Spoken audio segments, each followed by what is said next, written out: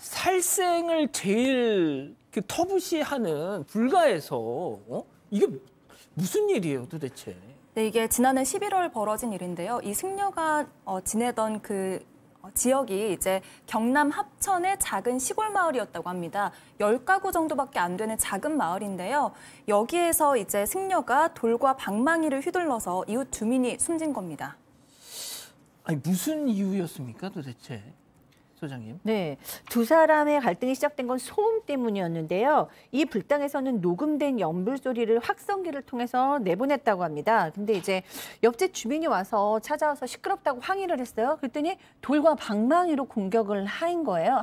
근데 이 승려와 이 피해자인 이웃 주민의 집은 그냥 길 하나를 사이에 두고 있었다고 합니다. 예, 그러니까 우리가 생각하는 보통 이제 뭐 산중에 있는 사찰 이런 게 아니라 그냥 일반 주택가에 있는 뭐 그런 그냥 주택가를 그냥 일반 지금 보이시는 저겁니다. 그냥 뭐 그냥 집이죠 뭐. 예.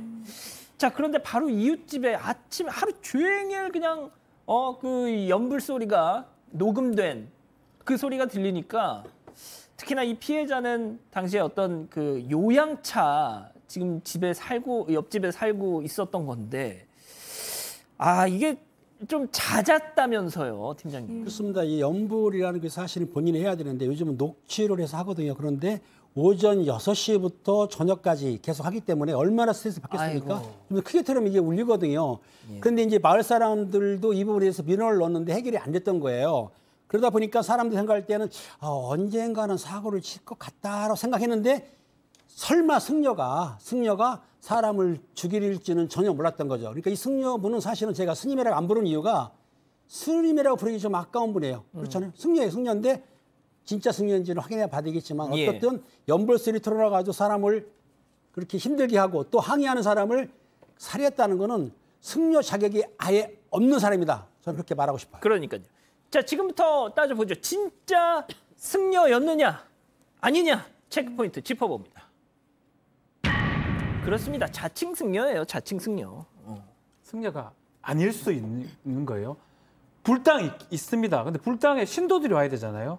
본인만 거기서 불당에서 뭐 기도를 하기도 하고 승복을 입고 다니기도 하는데 그 승복을 승복 저도 입고 다닐 수 있겠죠. 복장으로 했는데 근데 뭐 다른 뭐 종파도 있습니다만은 대한불교 조교정에 따르면 이 사람 성적이 없습니다. 또 사찰이 아니에요. 예. 민가에 거주를 하고 있기 때문에 이 대한불교 조계종에서는 이 사람 승려 아니다. 뭐 다른 종파가 있긴 하지만 마찬가지로 본인이 승려의 복장을 하고는 있지만 사실은 승려가 아닌 것으로 지금 알려진 상황입니다.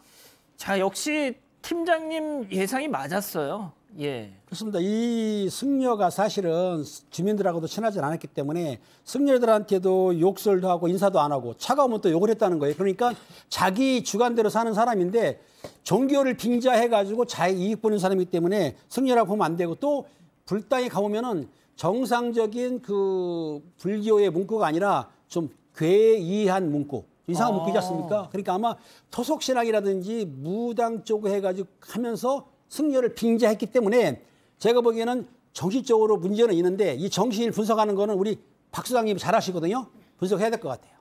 자, 그 표지판 그 아까 나간 거 좀 보여주실 수 있나요? 예. 자, 이 기자 일단 그 나가고 있는데 자, 저걸 보면은 뭐랄까요? 항상 남을 위해 기도합시다. 뭐 정진하고 있다. 뭐 이런 얘기 좋은 얘기 많이 써 있는데.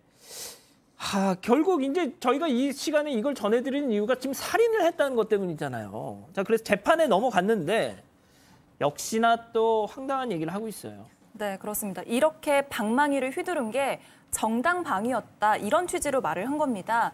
이웃 주민이 늦은 시간에 전화를 해서 협박을 했고 자신한테 달려들어서 둔기를 휘두른 거라는 겁니다. 그래서 이런 변명을 일관하면서 정작 제대로 된 반성은 하지 않은 겁니다. 자, 재판부의 판단은 어땠습니까? 자, 정당방위 자신의 어떤 위기를 방어하기 위해서 상당하게 행위로 공격할 때 성립할 수 있습니다. 그렇지만 재판부 입장에서는 피해자가 아무런 흉기라든지 도구를 들고 있지 않은 상황에서 본인이 둔기를 휘둘러서 살해를 했습니다. 납득하기 힘든 변명으로 일관을 하고 있고요. 반성도 하지 않고 있고 엄벌이 필요하다면서 징역 20년, 살인죄 징역 20년을 선고를 했는데 특히 정당방위 부분에서 놀랄 부분들이 있어요. 대문에 이미 둔기를 옆에 준비해 놓은 겁니다. 거기다가 피해자가 공격에 맞고 넘어지면 일반적으로 공격을 멈춰야 됩니다. 그렇죠. 근데 더 여러 번 내리치면서 공격을 했다라는 것. 이거는 뭐 무자비한 공격으로 봐야 되지 정당방위 요건에 해당할 수도 없고요. 정당방위로 볼 수 없다라고 재판부는 지적을 했습니다. 소장님, 세상에 지금 들으신 것처럼 그 대문 한쪽에다가 그 둔기라는 게 야구 배트입니다. 야구 배트를 준비를 해놓고 있었다?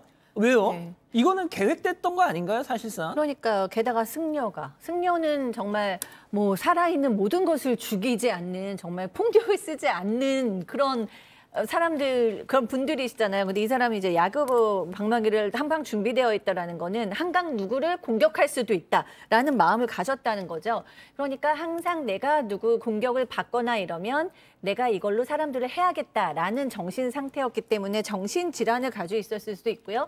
또 하나는 정말 승려가 아닌 것은 조계종에서 밝혀졌기 때문에 승려가 아니었는데 그럼 승려하기 전에는 도대체 무엇을 했던 사람이냐. 무슨 조직 폭력에 있던 사람인지 아니면 동종의 전과자였는지는 모르겠지만 확실한 거는 이런 무기를 아주 편안하게 가지고 있고 늘 주변에 두고 있었다는 거죠. 그런 걸로 봤을 때 우리가 정상이었다라고 생각할 수는 없을 것 같습니다. 그러니까요. 알겠습니다. 이렇게 정리하고요.